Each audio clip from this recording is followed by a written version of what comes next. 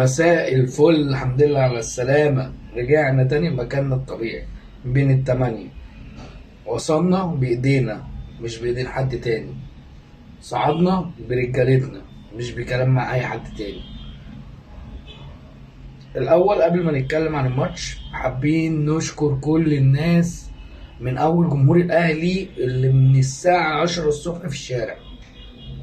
احنا من الساعة 10 في الشارع، اللي بقى راح جاب التذكرة، واللي سافر من بلده، واللي نزل فطر جوه الاستاد. كل حاجة كان كرنفال النهارده. نشكر شركة تذكرتي اللي كانت بتوصل كل حاجة وبتسهل كل حاجة في الوصول للملعب. نشكر الداخلية اللي هي وقفت وعملت كل حاجة عشان اليوم يطلع بالشكل ده.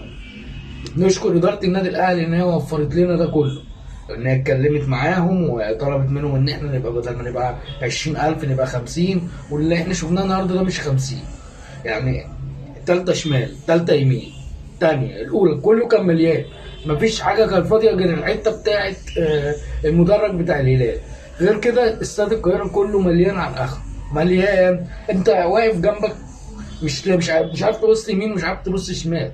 ومن حلاوه الدنيا، ومن حلاوه الماتش، ومن حلاوه التشجيع، انت ما كانش عندك وقت تطلع تصور حاجه ولا تعمل حاجه، من حلاوه ان انت مندمج مع التشجيع. نقول الحمد لله، مبروك للنادي الاهلي ومبروك لرجالتنا. عرفنا الهلال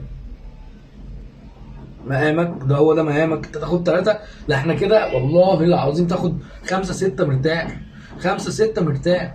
هم اللي عملوا كده يعني، هم لعيبه الاهلي اللي عملوا كده في الاول خالص، ان انتوا تخلوهم تكسبوا وانتوا اصلا فريق ابيض. ما عندهم يعني، عملتوا هجمتين 3 بس بسبب ان كان في رعونه، بس غير كده والله العظيم 3 يعني كنا لازم ندشملكم. يعني الدشمله دي حاجه بسيطه طبعا، غير الخوف اللي انتوا خفتوه من جمهور الاهلي. جمهور الاهلي لوحده صوته بيخوف.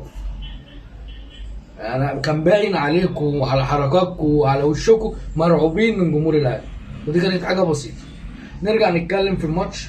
مستر كولر النهارده لعب بتشكيله محمد الشناوي ومحمد هاني وربيعه وعبد المنعم ونحتر علي معلول، والمفاجاه ونجم الماتش مروان، وجنبه السوليه واحمد عبد القادر، قفشه، بيرستاو، كهربا.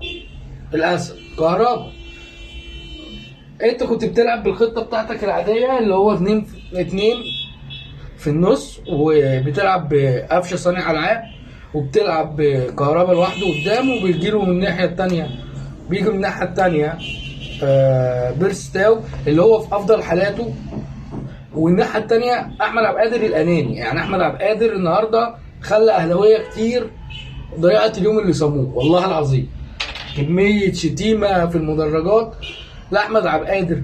احمد عبد القادر لعيب كويس، بس عنده مشكله، بيرقص الاولى والثانيه بيبقى تفكيره خلاص وقف. هو يعني رقصت، انا فاكر بفكر في الاولى وفكرت في الثانيه، الثالثه انا خلاص تفكيري وقف، مش عارف اعمل ايه. لا ما هو ده مش نقي خلاص يعني.